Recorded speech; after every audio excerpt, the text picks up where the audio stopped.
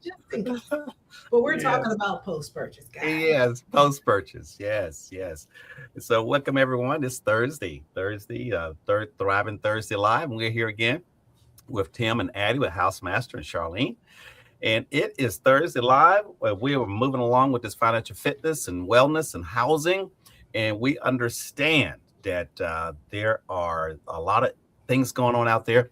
We want you to be able to take care of some of these things yourself when it comes to your house. It's good to be informed on that. But before we get started, if you haven't join our community. If you haven't liked, please like, subscribe. You also want to turn on the notification. And those guys out there with the notifications, go ahead. I know you may be traveling there. You can go ahead and click over. You're getting a ring. Join us in, send us a message, let us know you're there, and continue to follow us on social media. But share this information, share and post so that we can reach a broader audience, so we can inform more, touch more, and bring more in our community so that we can help you thrive both as a homeowner, housing, and financial fitness. All right, Charlene, go ahead and greet our audience. Hey, y'all. Good evening for our Thriving Thursday conversation. We're kind of coming to an end to our conversation this Thursday. But before we get to that, I'd like to introduce you newbies to First Home Alliance, who we are, what we do, where we provide the services, and how, if you continue to listen to the end of this conversation, how you can receive those services. So First Home Alliance, we are a HUD-approved housing counseling agency established by our president and founder, Mr. Larry J. Laws himself.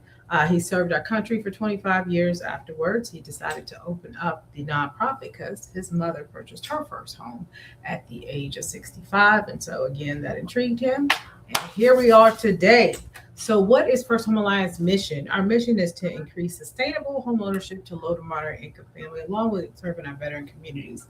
The services that we provide are pre-purchase counseling as well as education, which is a first-time home buyers class that we usually have once a month in the Northern Virginia area. We also provide counseling as well, one-on-one. We also help individuals with loss mitigation counseling. And so what is that? I own my home, but I am going through some things and I need somebody to advocate on my behalf for some alliance. We will do that to help you what? Prevent foreclosure. So those are loss mitigation services. We also provide rental counseling, as well as debt budget management and emergency preparedness. Now, these services are provided in Virginia, Maryland, also the South Side of Chicago. But again, for you newbies and for our old heads, that means nothing to First Home Alliance. If you're located in the United States, we can touch you. And so, with that being said, listen to the end of this conversation so you can find out how you can get in contact with us if you need some of those services. Larry? Thank you, Charlene. Thank you. All right. And so we're going to get into our conversation tonight. We have Tim and Addie here with us again, and they're with Housemaster. And so we're going to take another. Hello, Addie. Hi, Tim. Yes. And so, yes. And so if you guys did not come last Saturday, it was a great day outside there. Addie was there. Tim. I was MIA, unfortunately. Okay. Tim, I was going to say Tim was there because I talked to him yet last week. Say again, Charlie. I forgot to say happy belated birthday because his birthday was the next day after our community appreciation. Happy belated birthday, Tim. Well, thank you. Yes. Yeah, enjoy your support there. And you could wish us a happy anniversary today. Today's your anniversary? It is. Good. Wow. How many years? 35. Woo, child. Yeah. Yeah, that's beautiful. That's a blessing. Yes. We have a lot to celebrate, a lot to be thankful for. Yes. So I'm so glad that you guys have been able to, because a lot of people, when it's those birthdays and anniversaries, they go away someplace. But you guys have been here to share that time along. We're celebrating it with you guys. Yes. Yes. So I feel fortunate to be with you guys and share these times. So memorable moments, Absolutely. And yes. And so Saturday was a pleasant day. The weather held up well until after the event. And speaking of a season, I know everyone is some are battling with different seasonal allergies and things like that. But we also are with post purchase and home ownership, it's a good time to talk about some of those things on the topic tonight. So, Tim, Addie, let's get started. Let's talk about the post purchase. So first, just wanted to just remind you where we were. The first week we talked about what is a home inspection. Then we talked about common issues that are found during home inspections. Then we talked about how it can affect negotiations. So now we wanted to talk about today was, what happens after you buy the house. And so the very first thing I wanted to talk about was just routine maintenance. HUD actually recommends that you plan and budget for anywhere from 2 to 4% of the purchase price of the house to spend every year on maintenance. Hopefully you don't have that come up that much maintenance to do every year, but you should save that whatever is left over on that. Routine maintenance, normally probably is pretty minimal, but you want to save up. You still try to spend, or if you don't spend that 2 to 4%, save that money because things come around. Water heaters, they last 10 to 12 years. They need to be replaced. HVAC systems, they last 10 to 15 years. Those need to be replaced. Roofs can last anywhere from 20 to 25 years typically. And so those big ticket items, they roll around every once in a while. And so just because you don't need to put 4% into your house this year doesn't mean you don't want to save that money, because eventually that big ticket item is going to come up. And so you need a budget for those things. Tim, but also another way to do that is to have at least, because most first-time home buyers do not have that 2 to 4% availability. So what do they need to do? So we recommend for them to consider, for at least for the first year, to buy a home warranty, because that will alleviate any unexpected repairs that they might have to do. And it's less expensive than coming up, for example, on a $500,000 home. You have to have what? The 2%, that's what? Help me here with the math. $10,000. About $10,000. So, but if you have a home warranty, and for, let's say that the stove stopped working 6 months after you move in, with a home warranty, the replacement or the repair might be sustained by having a home warranty. How much home warranty does cost? I see anything from $600 to $1,000, depending on what you need to be insured. Mm-hmm. So, yes, I second that. That sounds like a great idea. And I know individuals say, well, that may not be in my budget for home warranty, but of course, it may not be in your budget to replace those units. But it's that discussion to have around your purchase. And when you're talking to some of the parties that's involved in your home purchase, such as your real estate, your lender, sometimes that's a way of maybe requesting some help, if you want to use that term, help, or maybe a gift or something of that sort. And so ask for it, ask for that, but definitely consider that is will be light on the cost of your maintenance if by investing in that home warranty. The home warranty does have like a what you call it, a service charge, or when you put a claim. But on average, I've seen it that is depending. It doesn't matter what company it is. It varies between $95 to $135.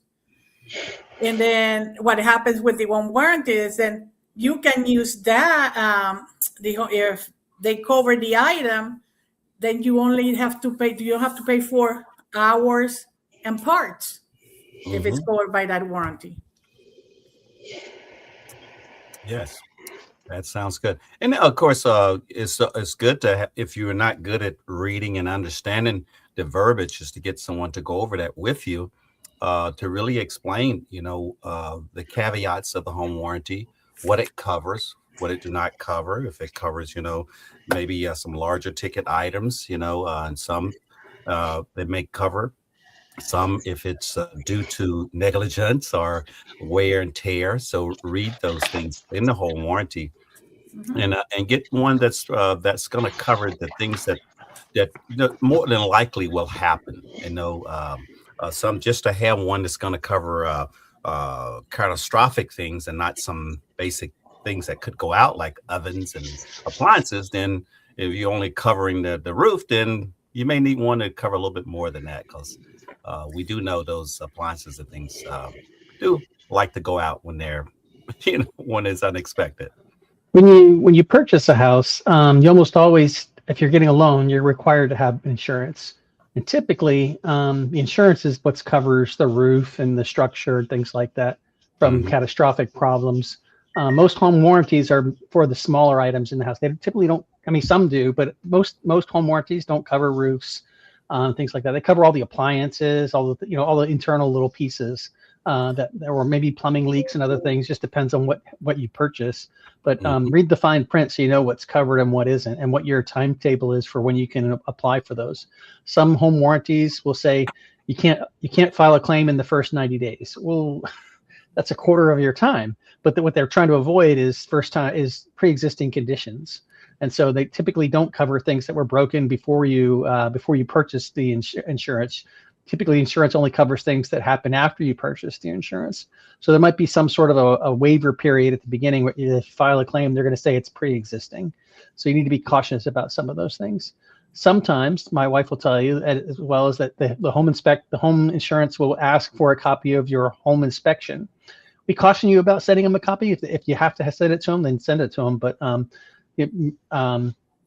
wouldn't offer it to them only if they're certain that they have to have it and they insist on getting it from you. Then you want to share it with them, so that they have all that information. But that's a lot of information in those home inspection reports that maybe you don't want them to have. So you might want to keep that personal if you can at all possible. So next we wanted to talk about is what is maintenance on a house. Typically, I mean, honestly, what we see is about 84% of the issues that we see during a home inspection were maintenance items that were deferred, and they were allowed to get worse and worse and worse over time, or something that you should have seen. I mean, it's always easier to caulk a gap between a window and some siding, but after the water gets in there and it causes damage, it gets more expensive. And it gets in there and damages the drywall, it's even more expensive. It gets in there and rots the wood and the frame and the insulation. Now you've got mold, mildew growth, you've got damaged wood, and it can be very expensive if you let small problems fester for a long period of time. So it's important to do routine maintenance. So what I wanted to do was kind of talk about the different seasons and what things were kind of come up. What was annual maintenance, monthly maintenance, and things like that. So the big season that really calls out for a lot of maintenance is in the fall. And the reason the fall is because that's when you're getting your big change from nice warm weather to colder weather. You want to make sure things are prepared for that long winter so things don't freeze and break. You'll need to winterize things like the hose bibs on the outside of the house. Those hose bibs, if they're still on and they're not winterized, they can freeze and break, and they can flood the basement, flood the yard. It only happens late at night when it's close to freezing temperatures. And what do you do first thing in the morning? You don't go look in your basement for a water leak. You get ready and go to work. So it might be a whole day before you get down to the basement and see that water leaks. Now you've got a flood down there. And so it can be very expensive to make that mistake. So before the first big freeze in the year, you want to winterize stuff. So what needs to be winterized in most homes? Almost every house, except for some super old ones, have hose bibs on the outside of the house or in garages or on balconies. You want to make sure those are winterized by turning off the water, draining the water out of them, and then leaving them that way so they don't freeze and break. So know where your hose bib shutoff valves are so you know how to winterize them. Some are self-winterizing, but even the self-winterizing ones, you got to at least remove the garden hose from it so all the water drains out of it. If you leave them all connected, then there's still a chance they can freeze and break. Gutters in the late fall, it's full of leaves from all the trees that are in your neighborhood.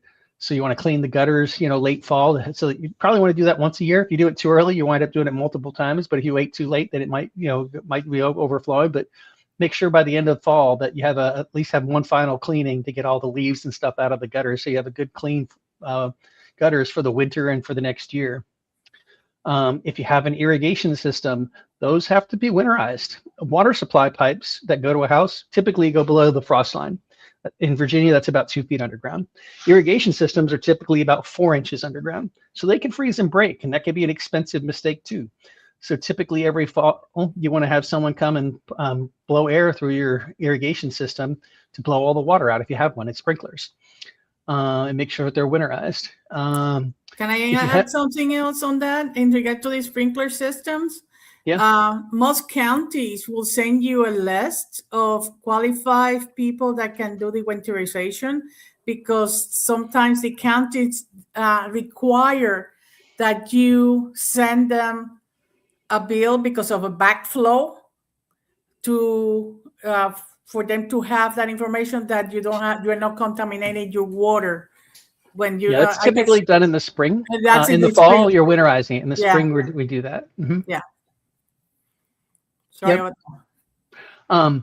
Also, if you have any plumbing in any unheated parts of the house, whether that's a utility sink in a garage or in a shed or something, you want to make sure all those are winterized or insulated so they don't freeze and break.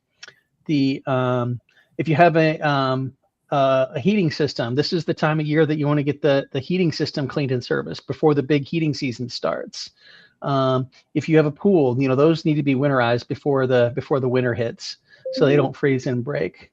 And just, all those things are just kind of, there's quite a lot that has to be done. But you just want to make sure that none of the exposed plumbing in the house is in a place where it can freeze and break and cause things to get worse over time. Drain systems, not so much, but it's the water supply system you want to prevent from freezing. And then in the spring, that's when we do the reverse of all that stuff. You put all that stuff back into operation. So you're going to turn the irrigation system on. And like my wife was saying, the counties, most counties in Virginia require that you send some certification back that says they check the backflow prevention valve on your irrigation system. And the reason is they don't want any contaminants from the water, from the irrigation system flowing back into the house or into the public water system.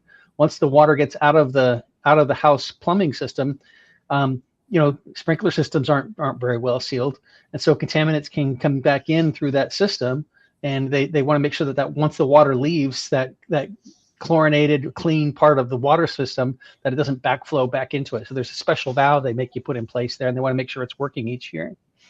In the spring, you also want to do the cooling system. You want to get in the fall you do the heating system, get those cleaned and serviced. In the spring, you get the cooling system cleaned and serviced. Spring's a great time to do your first look around the outside of the house. You want to walk around and look for any gaps in any of the siding or wood trim or paint that's peeling. You want to caulk any visible gaps, replace any wood that's starting to deteriorate, repaint things that are starting to get worn before they get worse. If you paint them early, you can prevent all that damage from happening. If you wait till later, then you're going to be replacing wood as well as painting it.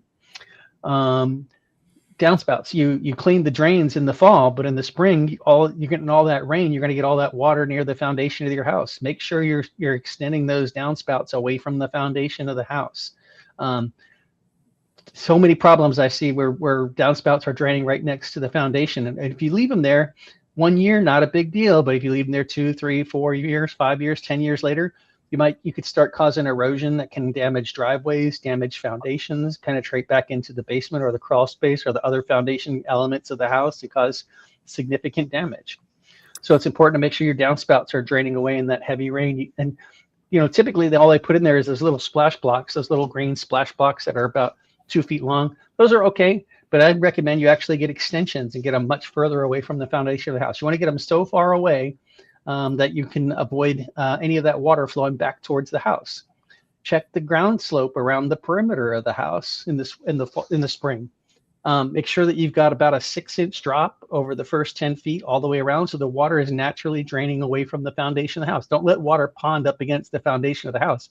If it ponds there for too long, it's just going to follow that foundation wall down to your foundation, and then that's when you start having problems with that getting into the house. Can I recommend going back into the fall season, especially if you have rain gutters that are under, nowadays people put them underneath in the earth. If it fills up when you're cleaning your rain gutters, you need to make sure that the drain system completely is cleaned up too, because then that can back up and make a problem for not having a good flow of your water to go away from the house. Yep, that's absolutely correct.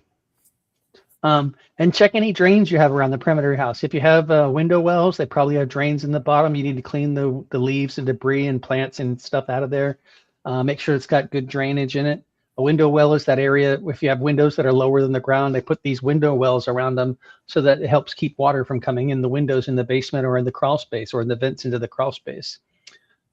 If you have a subgrade exit from the house or a walk-up basement, you probably have concrete steps, and at the bottom of those steps, there's a drain. That drain, those drains need to be cleaned pretty regularly, but definitely in the spring, in the fall, get all the leaves out of it. In the winter, keep all the snow and ice out of it. In the spring, you want to keep all the rest of the trash and debris out of it, so those drain properly. Anytime those window wells or subgrade entryways that those drains get clogged, then the water, next thing that happens is water starts coming into the basement. A good advice for that is to put a cover that is a plastic cover, so it will evade from, if you have a lot of trees and grass around, that to come in, because things that come into that drain, it will go ahead and first it in there, and then you can get things to grow, or have a small pond with some frogs. We have seen those. So. Yep. And then in the summer and in the wintertime, in the summertime, you probably want to focus a little more on the outside stuff because that's the time you're going to be able to see it. So, make sure you're checking around the outside of the house as you're doing lawn maintenance. If you damage siding, repair it. Don't let it wait till 2 or 3 years later when the damage gets worse. In the wintertime, maybe focus on some of your indoor items. Get all of your other smaller appliances maintained properly. You got the HVAC system taken care of, but your water heater needs routine maintenance. So, you need to change flush the sediment out of the bottom of your water heater once a year. Even if it's self-cleaning, that self-cleaning mechanism just kind of swirls the water around a little bit more, but it still should get flushed once annually to help keep the sediment out of the bottom. And then there's an anode rod inside your water heater. Typically those last 5 to 7 years. Your water heater itself typically lasts, if it's electric, 10 to 12, if it's gas, 8 to 10. But if you replace that anode rod every 5 to 7 years and you flush the sediment out annually, you can almost double that service life. I see lots of water heaters that have lasted twice that long. And sometimes people just got lucky, but sometimes it's because people are doing the maintenance on it. So it's important to do the maintenance to help maintain those. The air conditioning systems, like I said, clean and service them every spring and every fall. That's the major service. But monthly, change the filters. Every time you change the filters, put a little bit of vinegar in the condensate drain and flush out any mold or mildew that might be building up inside there to prevent it from backing up. If your HVAC system has an overflow pan under it, consider, put a moisture alarm nearby. If it doesn't have an overflow pan, definitely put a moisture alarm nearby. Because the last thing you want to do is have those things back up and cause leaks in the house. Yeah. Especially when you have the system up in the attic. It's important that you have that overflow plan and the alarm, because the next thing that you see the next morning is it's water coming from the ceiling and you don't know where it comes from, and it's probably from that HVAC system that is in the attic. Yeah, I got another question in reference to the hot water, water heater. I'm sorry, it's a hot water. The water heater. Is there any?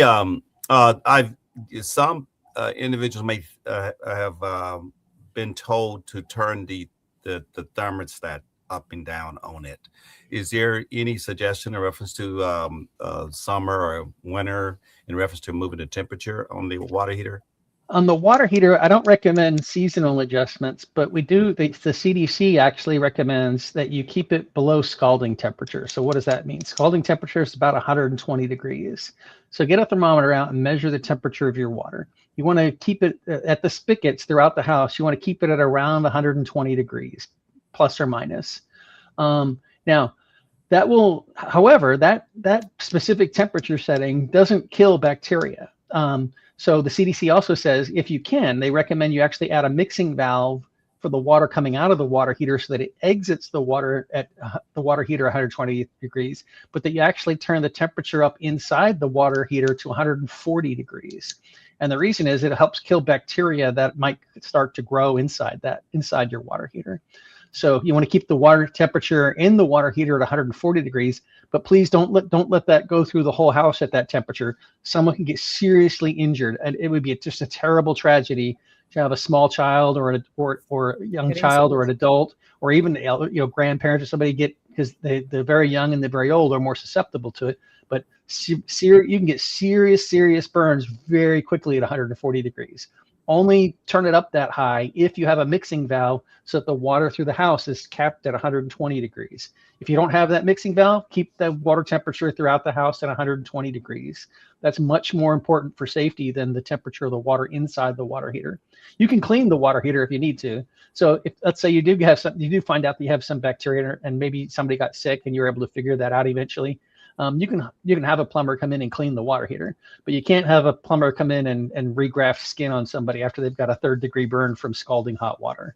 So I don't recommend you set it seasonally, but I do recommend you adjust it to about 120 degrees maximum.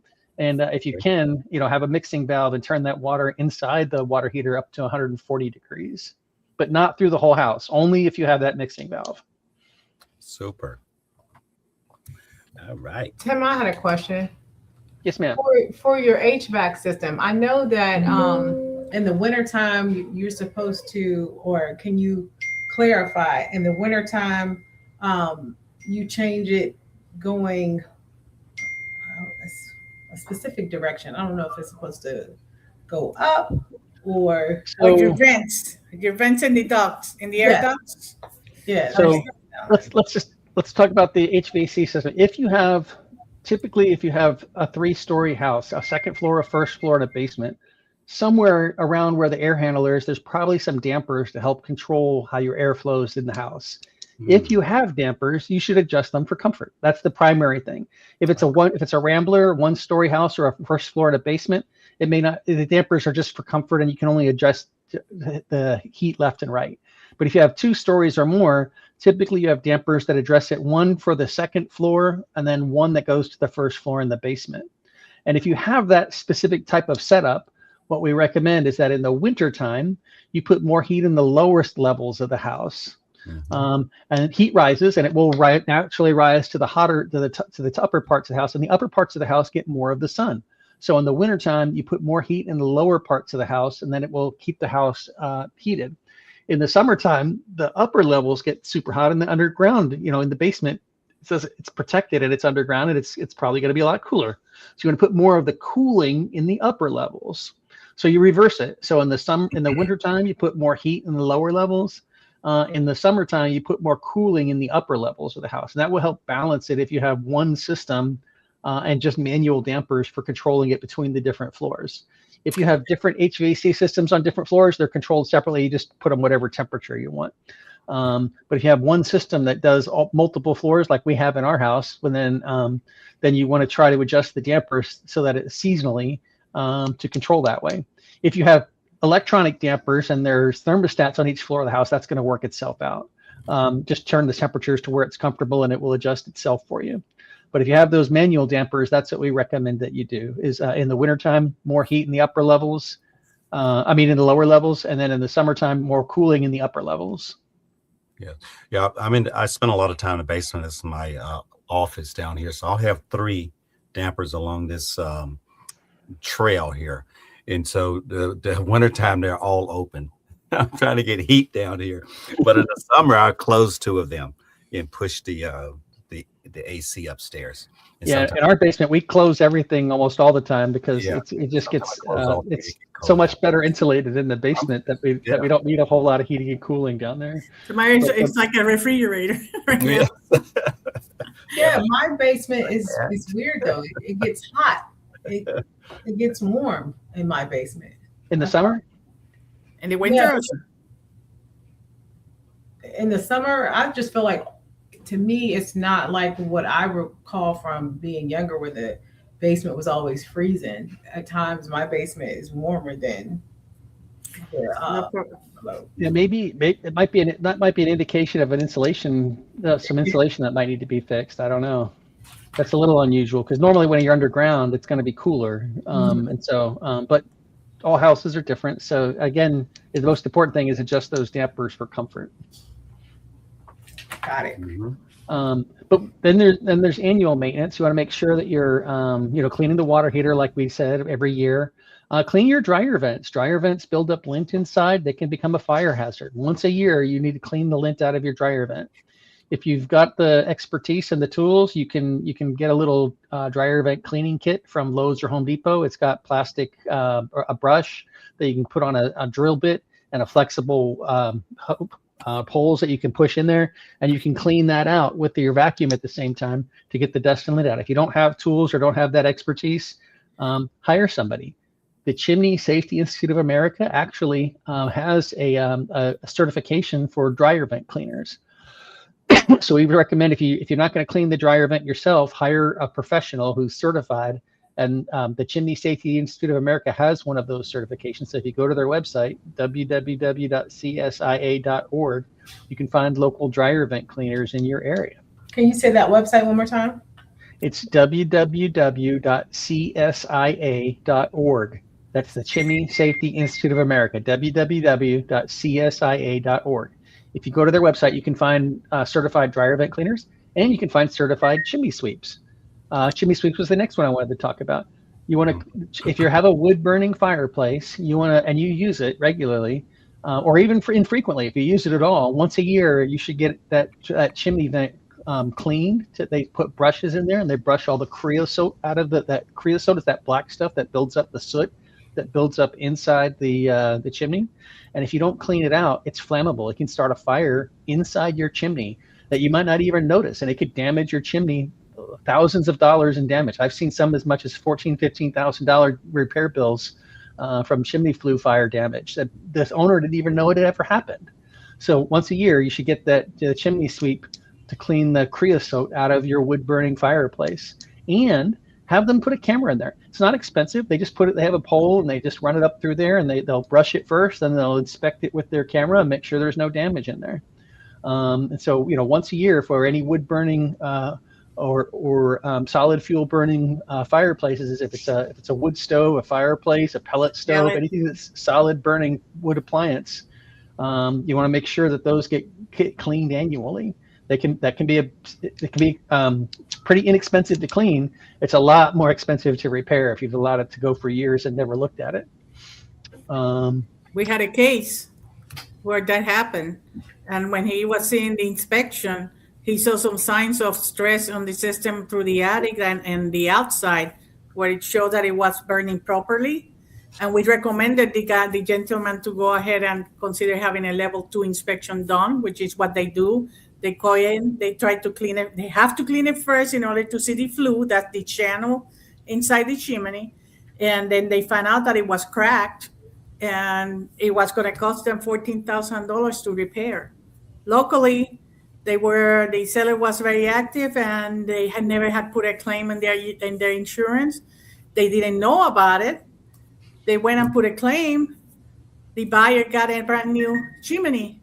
And it only cost $2,800 for the deductible for the seller to do that. Yep. Other appliances in the house may need routine maintenance. Another one, think about your refrigerator. Especially if you have pets. A refrigerator is just like an air conditioner, only smaller. So it's a little tiny air conditioner attached to a little tiny box. So it cools the refrigerator the same way an air conditioner cools your house. It pumps the heat into the house. Well, it means there's coils someplace. And if you have pets, we lived in our house 10 years and never had any pets. We never cleaned the coils. Our daughter moved back in and brought a big dog and a cat with her. And sure enough, that first year, what a surprise. We learned the hard way that we had to start cleaning those coils annually to get all that hair and dust and stuff out of those coils so that the refrigerator would continue to work properly. $181 later. Yep. And the refrigerator stopped working completely. So, and it wasn't broken; it was just clogged with hair in the coils. So that's an important one. Dishwasher, garbage disposal. Follow your manufacturer's recommendations for maintenance on it. Most clothes washing machines, if you have an old one, you probably don't have this, but on newer clothes washers, they have a little clean out port on the front of a drain and a clean out port on the front of the unit that you can open and pull the pieces apart out of there and clean all the debris that might have filtered out of it to keep that stuff working as well. And the dishwasher also has a filter in the bottom that if you're savvy about it, you can go ahead and take it out, and you should clean it at least once a year. If you put dirty dishes with a lot of solubles, that's where it goes. It has to go somewhere. It has to be make it smaller. So that Older it's all- dishwashers just had a screen in them, and those need to be cleaned periodically. Newer ones might have a grinder built into it to help to grind up that debris a little bit to help keep that to a minimum, but you should still check it periodically. because they have a filter that you can then get in there. Yep. Garbage disposals, if you start to smell strange smells coming out of them, put some ice in there, let that grind some ice, or let it grind some lemon peels or orange peels. Those can help, get rid of any odors and things that are inside there. Do not put oil. Yes, garbage disposal. Can you cover a little bit more on that? I've heard different stories on that. What can be put in a garbage disposal in reference to some of our garbage type things like bones and things like that? And also the maintenance on a garbage disposal. What are some recommendations on what not to put in there, and also how should we clean it? Well, I'm not a big fan of garbage disposals because everything you put in there has to go down through your sewer line out to the public sewer system, and everything you put in there has to be handled sooner or later somewhere through the system. So I would minimize what you actually put in the garbage disposal as much as possible. You can put a compost heap in your backyard. That'll handle a lot of stuff. Try to avoid things that really hard, heavy bones. Definitely don't put stuff like that in there. Don't let any debris get in there. If you're running it and you're hearing a strange noise, wait till it turns off. Put your hand in there and pull whatever's in there out so that it doesn't continue to grind around in there. I've pulled coins, nails, bottle caps out of there. This was a house that was empty that people thought that was ready to sell, and like when you turn on the garbage disposal, it sounds like a bucket of change. It might be time to get some of that debris out of there. Mm-hmm. If you live on a septic system, I would definitely not recommend that you minimize what you put down the drain, and definitely what goes in the garbage disposal. But if you do want to have one, they make garbage disposals that are specifically designed for septic systems. Those have a tank on the front that you actually fill with an enzyme that helps pre-digest food waste before it gets into the septic system. That can definitely help a lot. But if you're on a septic system, even though they make garbage disposal specifically for that, the septic industry actually doesn't recommend it because everything you put in there eventually has to be sucked out and taken out. And so that's more of a longer term. The pH balance on the septic. So, and also we do sewer scans, and we have finding out that sometimes from the house to the septic, it's being full with things that need to be taken care of, that is not going into the septic system. You had an example. If your septic system's well designed, most of the stuff will make it out. But what doesn't make it out, it typically is grease, fat oil, and grease. And that can lead to some pretty bad backups and blockage in your sewer line. And your sewer line can be pretty significantly blocked before it actually fails on you. But it can take years to clog it up. But you want to avoid, putting fat oil and grease down your drain, because what happens is you put that bacon grease down the drain. It's liquid when you pour it down the drain, but 10 feet after it gets in there, it's reached the temperature where it's going to become a solid again, and it's just not going to make it all the way to the septic system or even the public sewer system, more than likely. And so I would avoid any grease that goes. Don't let that go down the drain. They're pretty good with most food materials you can put in there, but once it gets to bones and things like that, I would avoid those things as much as possible, because they're going to be a lot harder on your garbage disposal and a lot harder on the public system or your septic system. Super. Boy, corn. I got beans. Fresh beans. Not canned. And pay attention to things in the house. As things break, address them early. Don't let them continue getting worse and worse over time. If you have a door that doesn't latch properly, it might be easy to adjust it, and you can get it fixed rather than keep slamming it to try to get it to close properly so that you break it even worse. If you have doors that start to separate, we had this problem in we owned a house in when I was stationed in Hawaii, and the front doors, the panel started separating from the frame, and we didn't think much of it. I'll get to fix it. I'll put it off. I put it off, and I put it off. Well, what happened was one day that front panel on the door just came off completely. Well, all that's left of a door once the front panel comes off is a wood trim that goes around the sides. And that it didn't take but about 2 seconds after that front panel came off for the whole door to disintegrate into a whole bunch of little tiny pieces. But if we had just nailed it and glued it, that was our front door. What did you do? We had to go get a new door immediately. What do you right do? then and there. Right then and there. There's no fixing that. Once it's in little tiny pieces, there's no fixing that. Man. At least Mind you, this I was wasn't good when we enough. were in the military in Hawaii, so we weren't a home inspector. So I mean, we just didn't- went to Home Depot and bought a door right then and there and put it back in. Oh my gosh, it was crazy. Well, hopefully it was early enough in the day for that Home Depot was open. Yeah, we were lucky.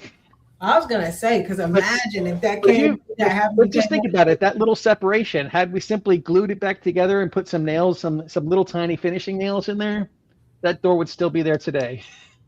See, procrastination. We put off that maintenance, and it became a much bigger problem, and it became an immediate problem that there was no way we were going to bed that night without a front door on the house.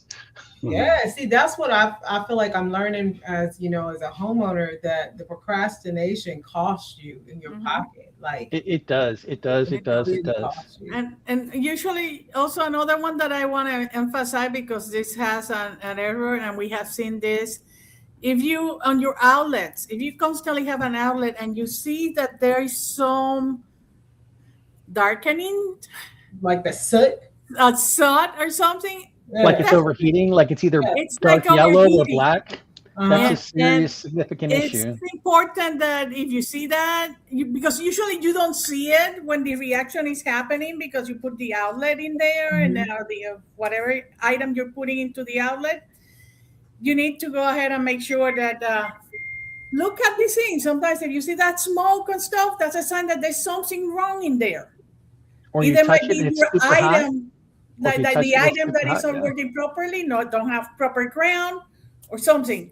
So it's important that yes, it's out of sight, out of mind. Pay attention to it.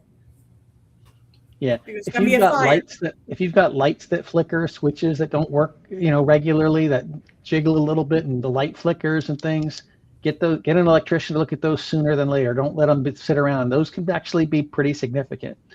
My neighbor down the street is an electrician. He tells me a story.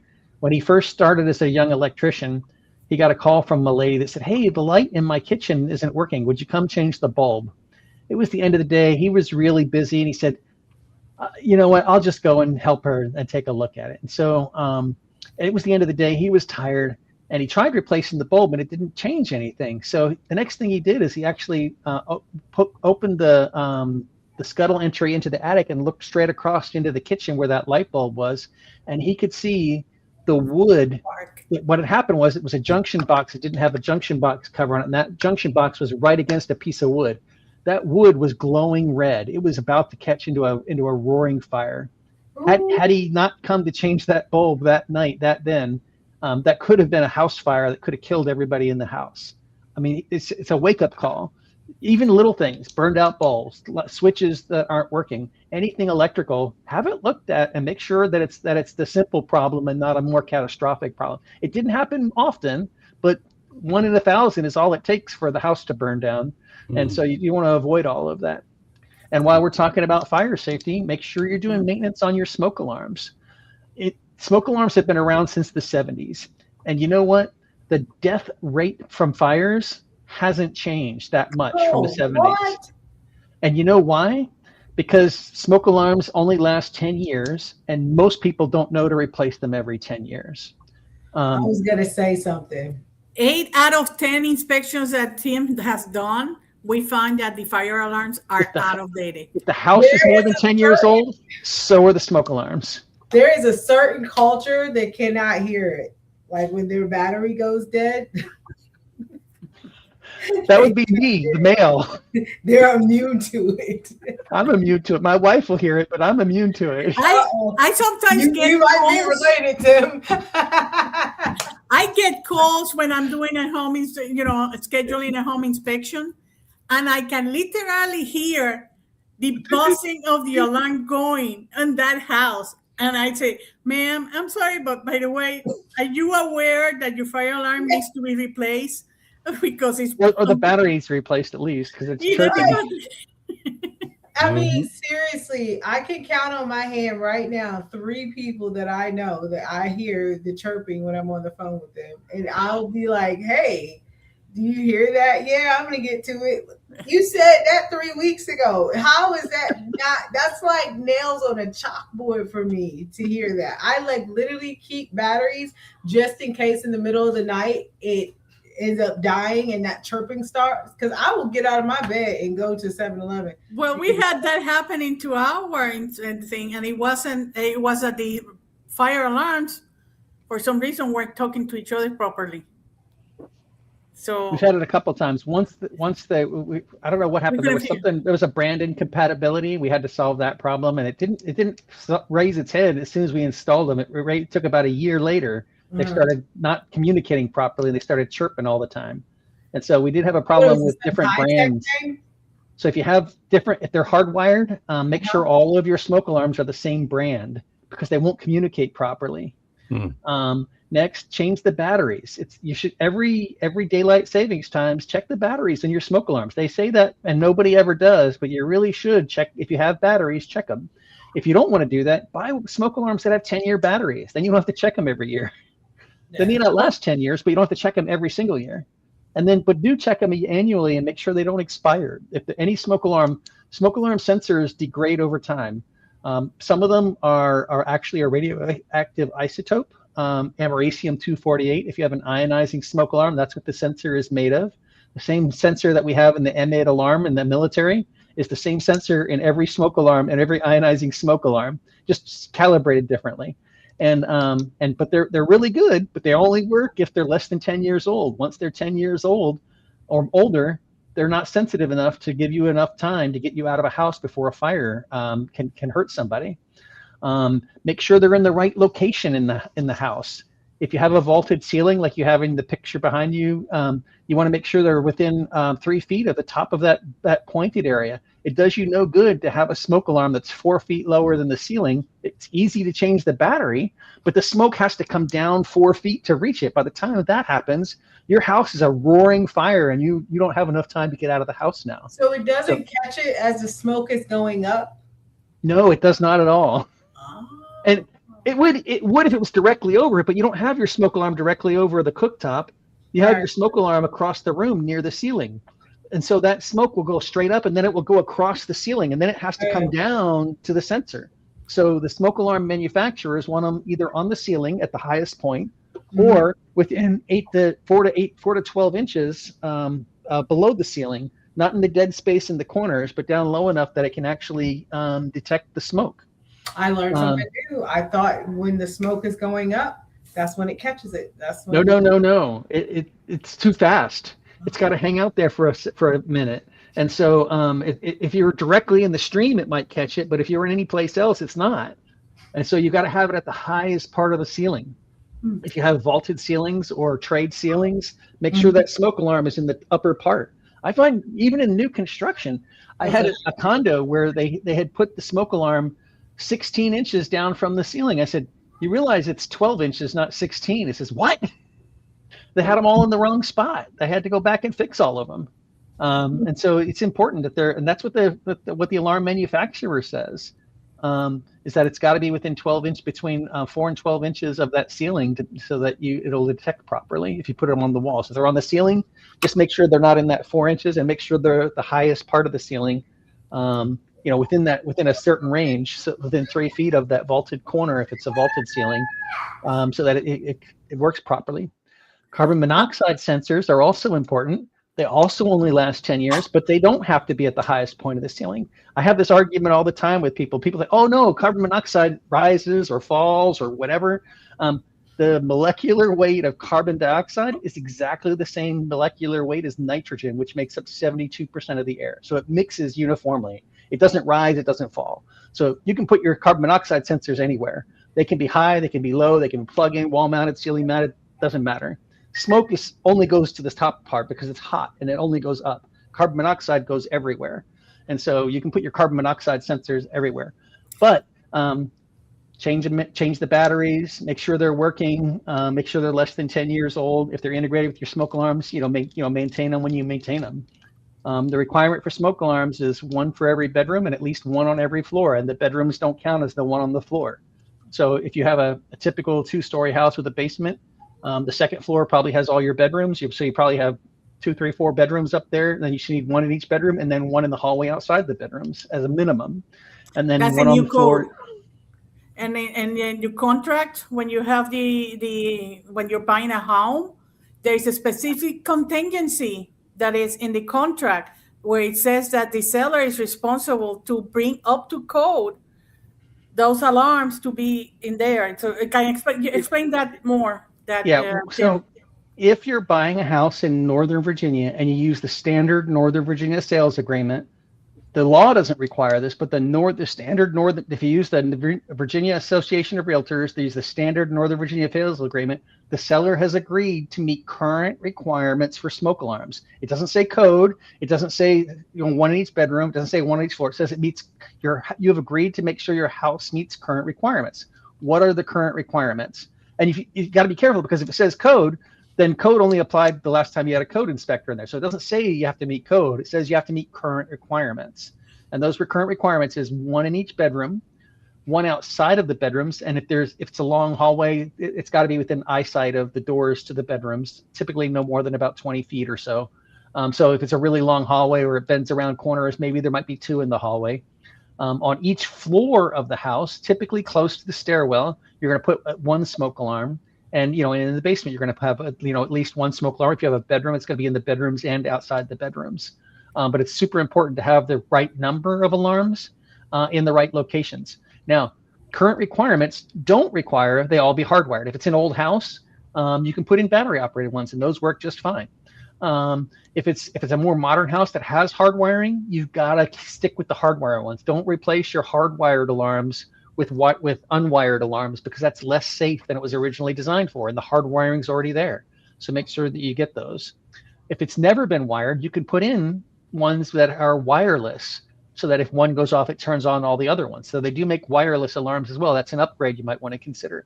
10-year batteries, you have to change them. You might want to consider those as an upgrade. There's different types of sensor technology. There's typically ionizing and photoelectric.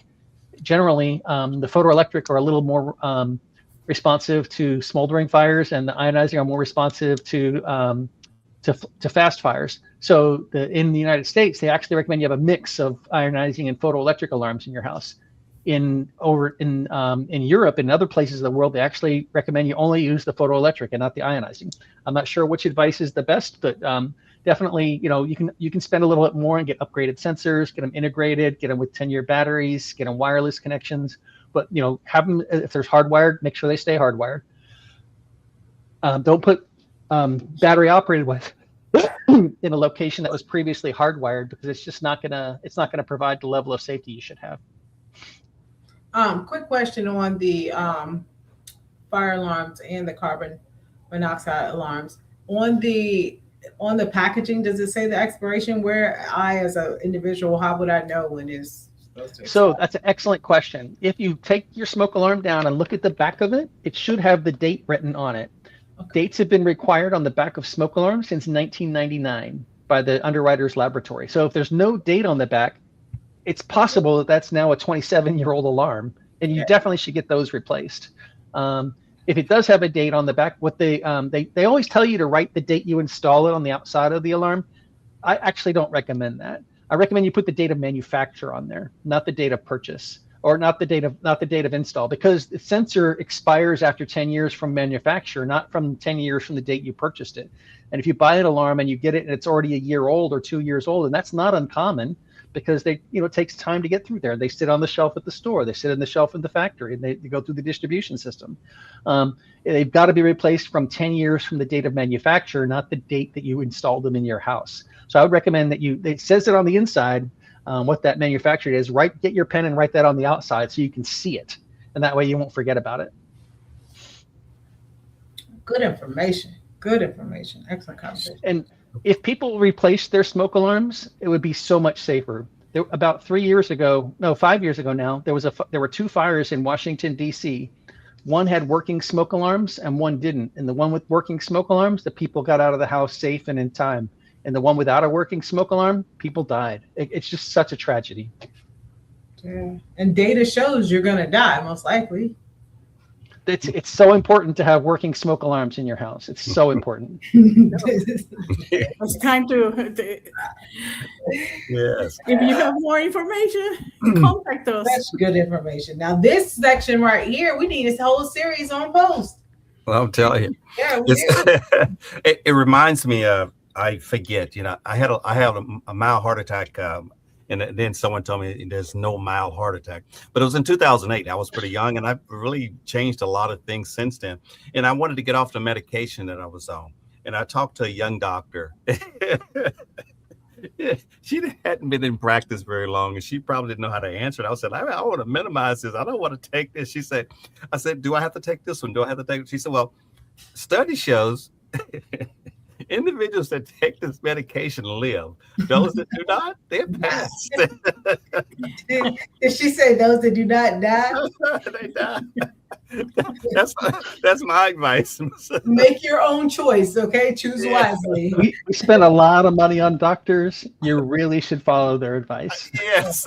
Choose wisely. She just gave you your options.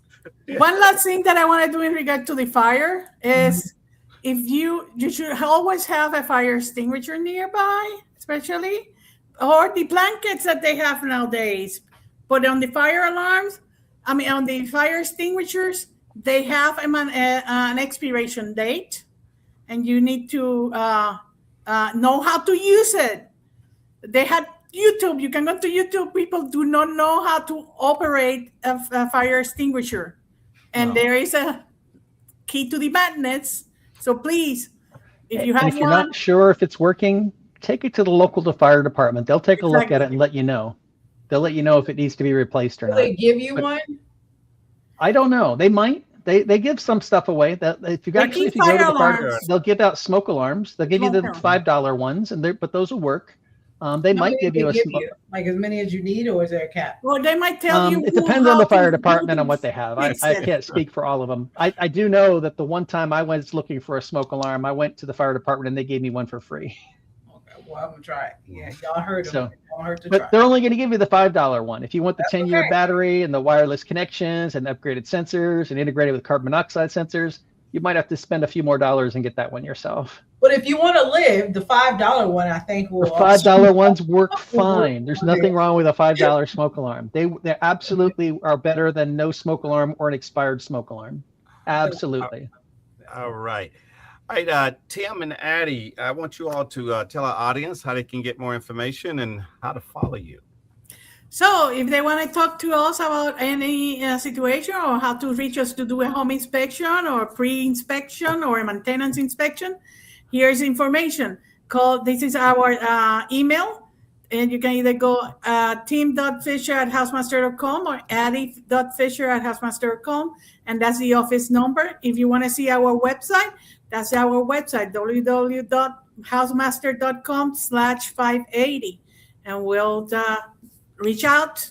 No question is a dumb question. Ask us, and if we can refer you to somebody else that have the knowledge, we will do so. All right. Super. And I want to say again, thank you for sharing all your celebrations with us this month, and also sharing your time and knowledge with our audience on home inspection. And of course, we're looking forward to more opportunities, and I think we got some events coming up, some workshops coming up. Charlene is going to give us the announcements there, and we'll look forward to seeing you in person again at our next workshop. And of course, our audience, there's Tim and Addie's information there. And if you just get a screenshot of that, but you can also call us at any time. They've been a community partner, outstanding partner with educating, empowering our community, and they do a super job with home inspection. So get their information and track and keep in contact. Thank you, Tim and Addie. Thank you. Thank you. Nice to Charlene. see you guys. All right, thank you. Charlene, go ahead and give us an announcement. All right, guys, what we got coming up? We got our first-time homebuyers class. Is going to be on May 16th. That's going to be located at the McCourt Building, and that is in Woodbridge. So that's going to be on May 16th. Start time is at 9:45. May 16th, there are some seats open. We do look like we're headed towards the full class, so you might want to go ahead and go to Virginia Housing to register, or you can contact First Home Alliance. I think you can register with us as well. Again, that's May 16th. That's our next class. All right, sounds good. Well, thanks everyone. We're on time, and of course, check out our website. Yes, you can register for any events there. We will get you registered. Just check out our website, firsthomealliance.org, for any of our classes and our one-on-one sessions as well for counseling. All those different areas that Charlene talked about. That's firsthomealliance.org. Continue to follow us on social media. We look forward to seeing you on Monday morning at 7:15. Yoga with Tiffy. Thank you guys for this evening, and we'll see you next time. Thank you, Addie. Thank you, Tim. Thank you. Hello. Good night, Larry. Good night, Charlene. Good night. Good night.